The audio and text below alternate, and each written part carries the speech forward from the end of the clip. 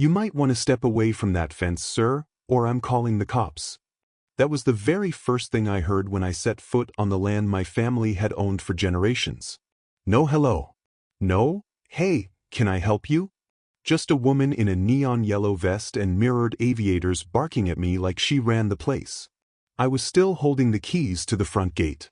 The deed, with my full name on it, was literally in my jacket pocket. And somehow, I was the one getting accused of trespassing. At first, I blinked and kind of laughed, thinking maybe she'd made a mistake. But nope, this lady wasn't confused. She was totally convinced this land belonged to her little HOA, and I was some random guy trying to break in. Fast forward 10 minutes, and I'm standing in front of my own barn, explaining the situation to two actual police officers while this woman, let's call her Karen, kept insisting with way too much drama that I had climbed the gate to rob the place. I kept calm and told the officer, "Hey, just scan the QR code on my ID.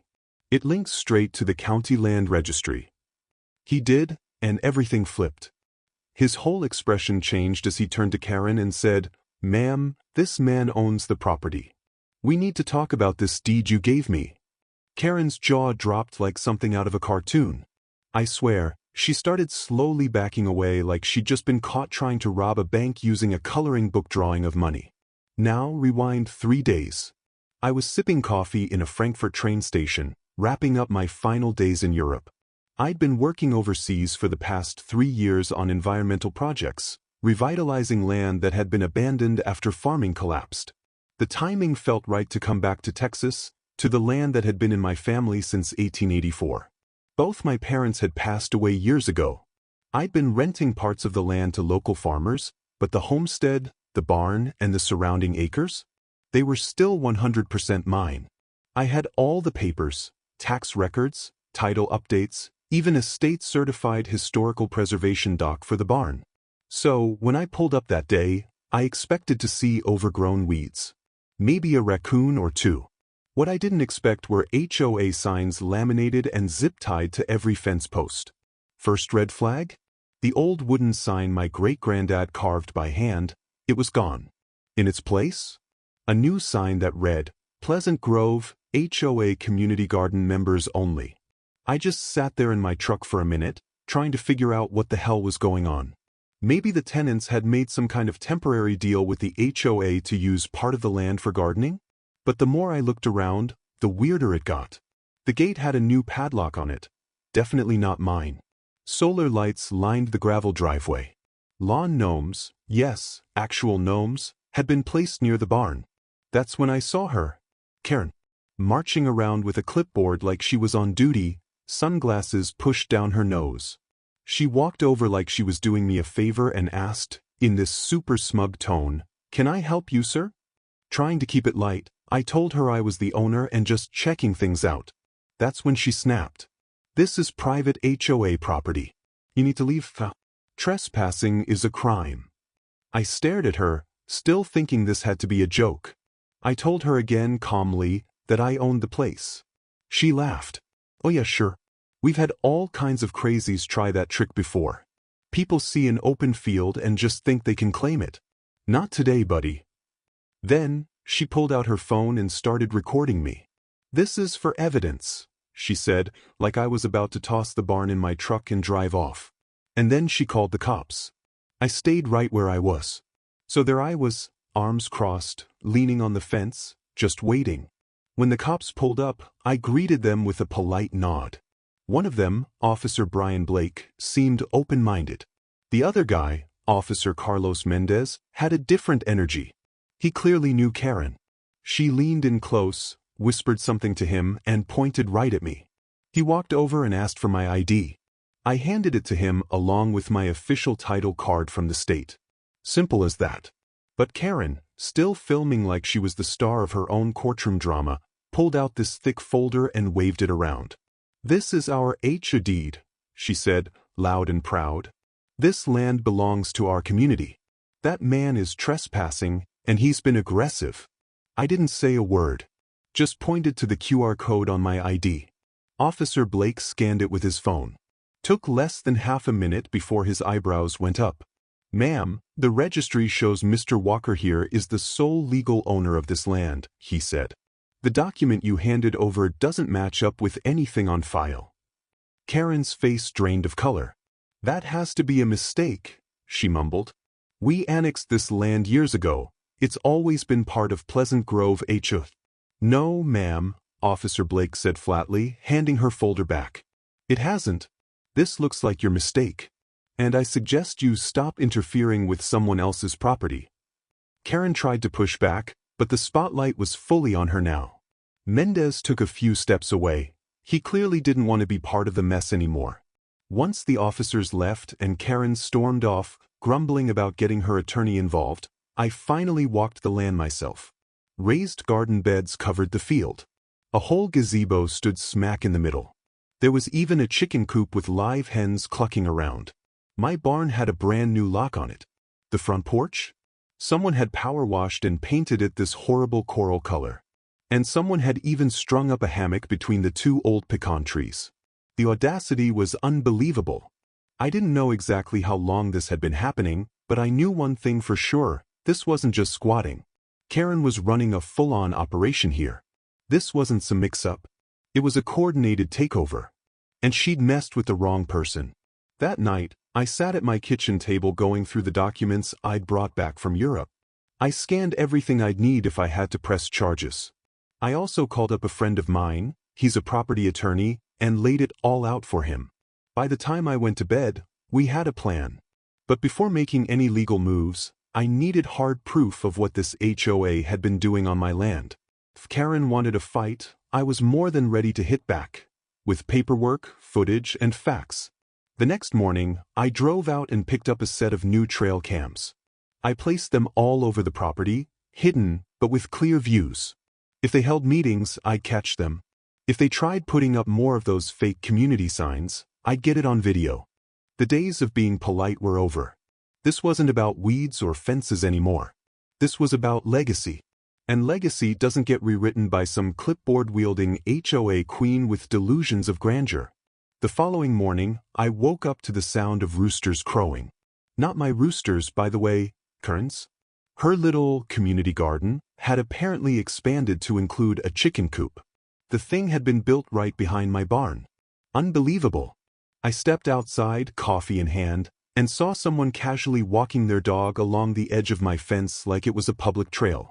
The whole thing was still so surreal, it almost felt like a prank show. But the more I thought about it, the clearer it became. This wasn't just one woman overstepping her bounds. This was a calculated effort to take, transform, and profit from land that didn't belong to her or anyone else in that neighborhood. And honestly, she'd gotten way too far with it. After finishing my coffee, I grabbed my keys and drove straight to the county recorder's office.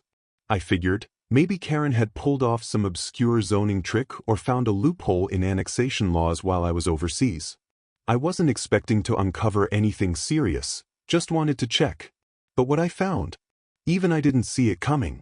At the county recorder's office, I asked the clerk if there had been any HOA filings connected to parcel 429-12B, the Walker family farm. She gave me this slightly confused look, then started typing. A moment later, her brows pulled together. "We do have a community overlay claim filed here, about 9 months ago," she said slowly. "Filed by the Pleasant Grove HOA. But it's incomplete. It's missing the legal consent of the parcel owner, which would be you." I asked her to print the whole thing. I wanted a copy of every page from Karen's little dream world. As soon as I had it in hand, the pieces started snapping into place. Karen had submitted a community development overlay, claiming the land had been abandoned. According to her filing, the HOA had assumed responsibility for beautifying and protecting it. Only problem? The application was missing the most important signature, mine. Even worse, there was a so-called public endorsement section filled with scribbled names from a neighborhood survey. It honestly looked more like a sign-in sheet from a block party than anything legally binding. I couldn't help but laugh under my breath. These folks had actually signed their names like they were voting on where to put the next swing set, not illegally adopting private property. The rest of my afternoon was spent documenting everything. I scanned all the paperwork, organized it alongside my certified deed copies, and with the help of my lawyer, I drafted a formal cease and desist notice. It was direct and to the point. The HOA had no authority, no ownership, and absolutely no right to manage, change, or penalize anything on my land. I also included a demand for them to remove all unauthorized structures, animals, and signs within 10 business days. I printed multiple copies, laminated them, and drove straight out to the farm. When I pulled up, Karen was in full performance mode, leading a garden tour for a group of yoga moms and retired couples. They were sipping green smoothies while she strutted around like a proud farmer, pointing at each vegetable bed like she'd tilled the soil herself. I parked just outside the gate and walked right through, this time with a folder in one hand and a GoPro clipped to my shirt. The moment she saw me, her face twisted like she'd just bitten into a lemon. "You need to leave, right now," she snapped. "I've already warned you about harassment. This is protected HOA property." I just smiled and pulled out the laminated letter. "Actually, this is a formal cease and desist," I said. "You and your HOA have zero legal claim to this land. Here's the proof." She didn't even look at it. Just grabbed it, glanced for half a second, then crumpled it like I'd handed her a pizza flyer. "This is nothing but a scare tactic," she announced loudly, turning to her audience. "This man is not the owner. He's just here to intimidate us." Without saying a word, I reached back into the folder and handed her a certified copy of my deed. "You can crumple this one too, Karen," I said. "But it won't change the fact that I'm the legal owner of this land, and your little garden party is about to become a lawsuit." She looked like she might explode. "We'll see what the HOA legal committee says," she snapped, storming off toward the barn. I watched her go and noticed a brand new padlock on the barn doors, one I definitely hadn't put there. While her group awkwardly scattered, whispering and shuffling away, I got to work. First thing I did was rip that ridiculous community use zone banner off the fence and toss it in the bed of my truck.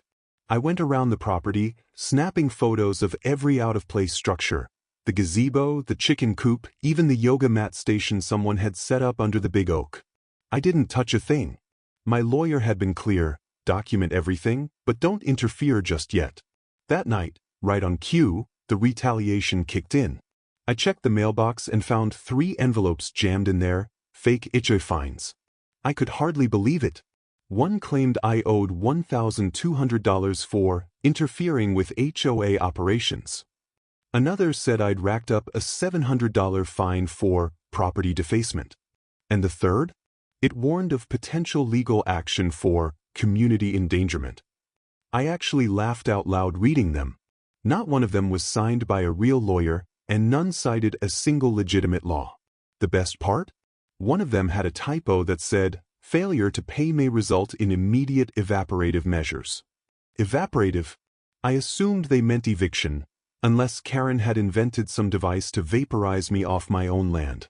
Still, the humor didn't last. My lawyer said we couldn't sit on this much longer. Karen was clearly getting bold. He told me the next step was to gather undeniable, time-stamped evidence showing what they were doing and how. So that's when I decided to upgrade my setup. I spent the entire next day installing motion-activated trail cameras across the property. I tucked them into tree branches, mounted them behind fence posts, even hid one up inside the weather vane on top of the barn. If Karen or her HOA crew tried to sneak back in, throw another event, or build anything else, I'd be ready. Sure enough, 2 nights later, I got a motion alert around 9:30 p.m. I opened the app on my phone and there it was, clear as day.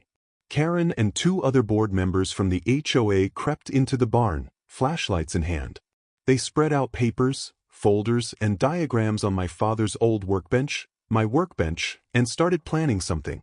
One of the guys, a tall dude with a clipboard and a ponytail, pointed at the bench and said, "We'll do the ribbon cutting here, then get Channel 7 out to cover it. If we go public fast enough, it won't matter if he legally owns it. Public opinion's what counts." Karen nodded, completely serious. "We just need it to look like it's always been part of the community. Once it hits TV, he's the trespasser." I hit pause and just stared at the screen. They weren't just trespassing anymore. This was a full-blown PR campaign, built on lies. They were planning to spin the entire town against me and make me look like the one who didn't belong. And that's when it hit me.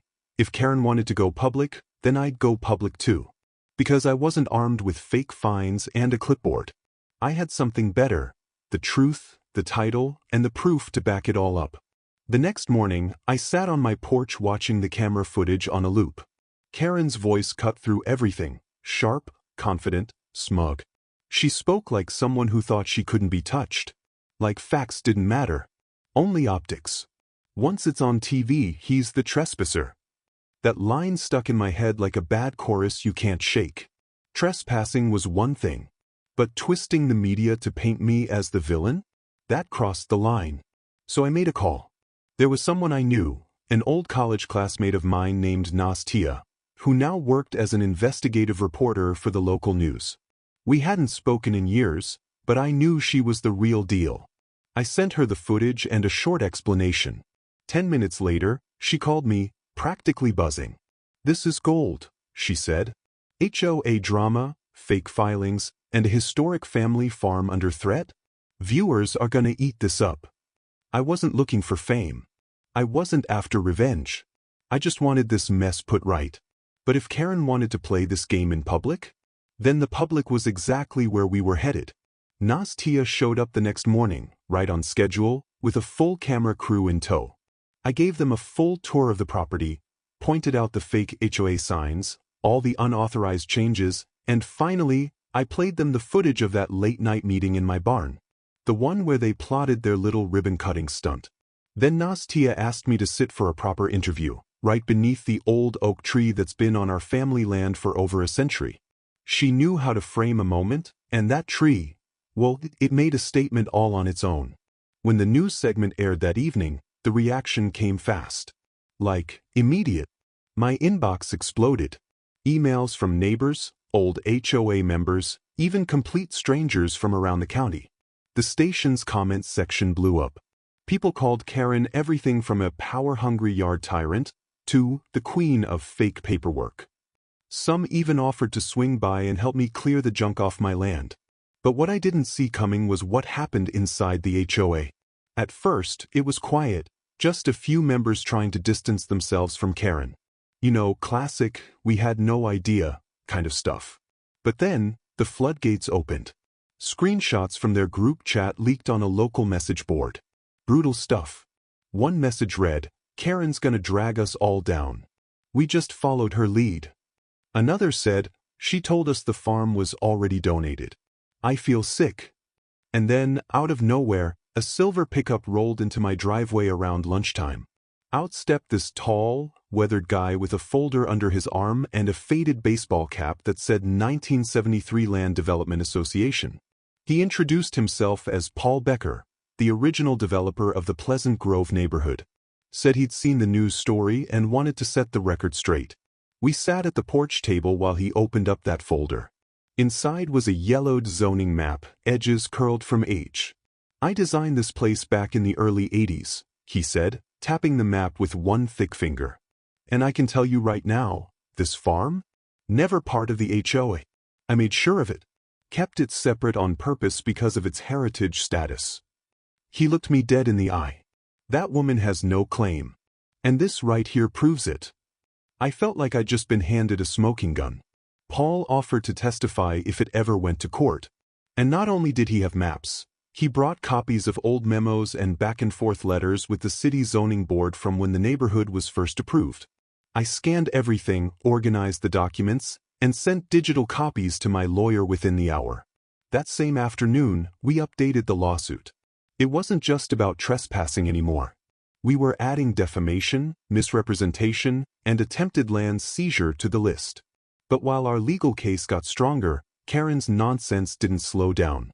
In fact, she dug in even deeper. Next thing I know, she's taping new flyers to neighborhood mailboxes.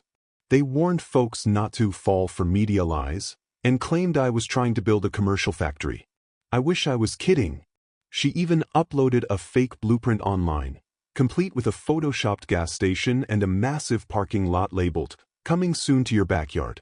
Honestly, it would have been hilarious if it wasn't so reckless. People started whispering, Some neighbors looked flat out angry.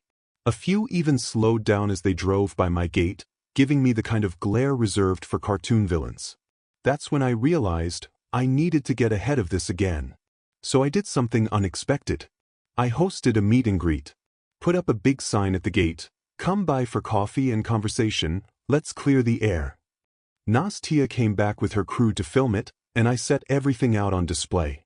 Photos, zoning maps, even clips from the security footage running on a loop at a little table with a TV. Once folks saw the actual evidence, the entire vibe shifted. A couple approached me and said they'd paid $600 last year to join what they thought was a community farm. They were told the land had been donated. Another neighbor came by with her little boy and told me Karen had banned him from using the swing near the barn, said he hadn't paid his harvest dues. Whatever that was. Sounded like classic Karen, just making stuff up to feel in charge. Toward the end of the event, wouldn't you know it, Karen showed up. And she didn't come alone. 2 board members from the HOA flanked her, both looking like they'd rather be anywhere else. Karen stormed up to me, hands shaking, gripping a few sheets of paper. She tried to serve me with what she called a community violation summons. I didn't even take the papers. Instead, I looked around, at the crowd, at the TV screen still playing the video of her in my barn, and then over to Paul Becker, who was now kicked back under the old oak tree, sipping lemonade like he was watching a live play. "Karen," I said calmly, "you're standing on someone else's land, in front of a crowd of witnesses, after lying to this entire community and submitting fake documents. If you hand me that paper, I'll count it as one more incident of harassment. Your call." She froze. Her lips twitched like she wanted to scream but couldn't find the words. One of the board members mumbled something, turned, and walked away. The other followed without saying a thing. Karen looked around. The crowd had gone dead silent. The news camera was still rolling. And for the first time, she looked uncertain. Without saying a word, she turned and walked off, still clutching the papers in her hand. As the sun dipped behind the barn and long, golden shadows stretched across the field, I felt something shift. Sure, the legal mess wasn't over. But the momentum had changed. The story was out. The lies were cracking. And Karen, who had once seemed so loud, so invincible, was finally losing the one thing she couldn't live without: control. Now, all that was left was to finish what I started. To make sure this land, my land, was finally respected the way it always should have been. The vibe around the farm got strange after that. It was like part legal battlefield, part small-town soap opera. Word had spread far beyond the neighborhood now. Local papers were picking it up. One even ran the headline, "HOA tries to snatch historic family farm, get schooled by actual owner." I had to admit, not a bad headline. But just as the tide seemed to be turning my way, Karen did what Karen does. She came back swinging. She went radio silent for a few days, which, in hindsight, should have been a red flag. It was just the calm before another ridiculous storm. And this next move? It was next level. It was a gray Tuesday morning. I was grabbing coffee and getting ready to check the trail cams when my lawyer called. "You're not gonna believe this," he said. "Try me," I told him. "Karen just filed an emergency injunction in county court. She's claiming the farm is in legal limbo and should be held in trust as public property until the ownership gets sorted out." I almost dropped my phone. This same woman, the one who faked documents, lied to cops, and hosted unapproved events on land she didn't own, was now asking a judge to temporarily seize the property, claiming she was just looking out for the public good. I didn't waste a second. Jumped in the truck and drove straight to the courthouse. My lawyer met me out front and handed me the paperwork. It was a joke. Sloppily typed, vague as hell, and full of emotional fluff. It didn't cite a single actual law. The part that really made me laugh? It described me as a transient individual of unknown employment background. Guess Karen had missed the part where I spent 3 years overseas, helping restore farmland across Europe. Apparently, spending 3 years working across Europe made me a drifter in Karen's mind. But the judge wasn't buying it. She skimmed the filing, rolled her eyes, and scheduled an emergency hearing for that same afternoon. When we walked into the courtroom, Karen was already seated next to her lawyer, A slick-looking guy in a wrinkled suit who seemed like he hadn't even bothered to read the full case. The judge, a no-nonsense woman who clearly had zero patience for drama, asked for a quick summary. Karen's attorney stood up and launched into this long-winded speech about how the land had been neglected and how the community had come together to turn it into a peaceful shared space. He even said that taking it back would cause emotional harm to the residents. Then it was our turn. My lawyer calmly handed over everything: the certified deed, the original zoning maps, security footage of Karen and her HOA crew planning their scheme in my barn, and a signed affidavit from Paul Becker, the original developer of the neighborhood. As the judge flipped through the documents, I glanced over at Karen. She was fidgeting nonstop, arms crossed so tight it looked like she was trying to fold into herself. After a few tense minutes, the judge looked up and said the words I'd been hoping for, though I hadn't let myself expect them. "This injunction is denied," she said firmly. "This man is the legal owner of the property. Any continued interference by the HOA or its representatives will be treated as harassment and trespassing. Ma'am, you may want to seek legal counsel beyond today. I strongly suspect this matter isn't finished." Karen opened her mouth to protest, but her lawyer gently put a hand on her arm and shook his head. She looked like she'd just swallowed a handful of nails. With the court behind me, I had a feeling the HOA board was about to start turning on itself, and I was right. By the next morning, 2 more board members had stepped down publicly. They even released a joint statement. Part of it read, "We were misled. We regret our involvement and fully support the rightful property owner." Shortly after that, the remaining members called for an emergency vote to remove Karen as HOA president. And once word got back to her, she completely unraveled. One of my neighbors called to say they saw Karen pacing outside the community center, shouting into her phone, accusing everyone of betrayal and sabotage. She'd gone from smug queen of the HOA to a paranoid wreck with no throne. At that point, I didn't have to lift a finger. The residents were doing it for me. One family dropped off a box of vegetables they'd harvested from the garden with a handwritten note. "We had no idea. We're so sorry. Thank you for protecting this land." Another neighbor offered to help tear down the structures if I needed an extra hand. But I still held off. My lawyer had advised me not to touch anything until the countersuit was filed. He was working on a full civil case, one that would officially claim damages for everything: legal costs, defamation, emotional stress, the whole mess. I didn't need to swing a hammer to get justice. I just had to stay patient and let the process play out. But of course, Karen wasn't done.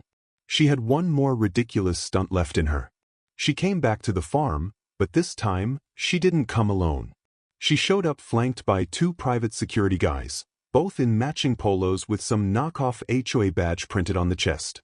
She positioned herself behind them like some kind of suburban mob boss and loudly declared they were there to inspect and secure the premises. I didn't even bother responding. I took out my phone, calmly dialed the emergency line, and told the dispatcher that a group of trespassers, posing with fake credentials, were trying to force their way onto private property. Cops showed up in under 10 minutes. Karen, of course, tried to twist the story again. When the officers asked Karen for her documentation, she handed them the same sloppy, fake paperwork from before. They weren't amused. One of them, Officer Brian Blake, same guy from day one, let out a long sigh and looked her dead in the eye. "Ma'am, you've already been warned. At this point, you're committing criminal trespass." She was issued a final citation and told flat out, if she stepped foot on my land again without permission, she'd be arrested. This time, she didn't argue. Didn't say a word. Just stood there frozen, while her 2 security guys slowly backed away, like they just realized they were extras in someone else's bad movie. That evening, as the sun slipped down behind the barn and washed the field in soft golden light, I finally felt something I hadn't felt in weeks: peace. The gates were locked. By me. The porch light blinked on like clockwork, and for the first time in what felt like forever, the land, my land, was quiet. The garden beds were still out there, sitting awkward and out of place, but I knew they'd be gone soon. The chickens would go back to someone legally allowed to keep them. The gazebo? Coming down. That ridiculous yoga platform? Also gone. Karen, the woman who once handed out citations for crooked mailboxes and too long grass, couldn't even get a neighbor to return her calls now. She was censured by the HOA, stripped of her title, and under formal investigation for falsifying documents. She came in loud, waving fake deeds, barking orders, pretending she owned the place, and now? All she had left were a few citations and a lawsuit aimed square at her wallet. But I wasn't finished yet. I had one more thing to do. And it wasn't about revenge, it was about restoration. This land wasn't just about stopping her. It was about honoring what my family built here. What they left behind. I wanted to bring it back to life, on my terms. The following week, everything started clicking into place like the last pieces of a long, frustrating puzzle. The banners, the garden junk, the weird signs that only someone like Karen could dream up, all of it started disappearing. The land finally looked like mine again. The lawsuit had officially been filed. My lawyer was confident. Karen's fake documents were now part of a live investigation by the county clerk's office. And the HOA? They'd collapsed under the weight of her nonsense. They announced they were suspending all enforcement power, saying they needed internal restructuring and to rebuild community trust. Let's be honest, they needed a full reset. Maybe even a group therapy session to figure out why they let one person turn a neighborhood into a dictatorship. One quiet morning, I stood by the barn just listening. No drills. No shouting. No fake security guards pretending they were in a low-budget action movie. Just birds, the breeze, and the soft hum of my trail cams, which, by the way, were still up. I wasn't taking any chances. I'd started writing up a list of everything that needed to come down, starting with the yoga gazebo. After that, I'd tackle the strange meditation rock circle someone had built out of decorative lawn stones. One neighbor even messaged me, asking if I planned to keep the chicken coop. I told him nope, but he could have it if he came by with a truck. He was there within 30 minutes. And while the legal stuff continued to play out, something else happened. Something I didn't expect. Neighbors, folks who had once avoided me, started showing up just to talk. One woman brought me a loaf of banana bread. One older couple stopped by just to say they remembered my parents. Said they'd always loved the orchard. That meant more than I can explain. It was strange how fast the tide had turned. Karen had built her little empire on fear and control. But once the truth got out, it blew through her kingdom like a storm. And with her gone, the people who'd been stuck under her rule started stepping into the light, like survivors of some weird suburban cult waking up. Then came the news no one really expected, but somehow, it felt like cosmic justice. Karen had been evicted from her home.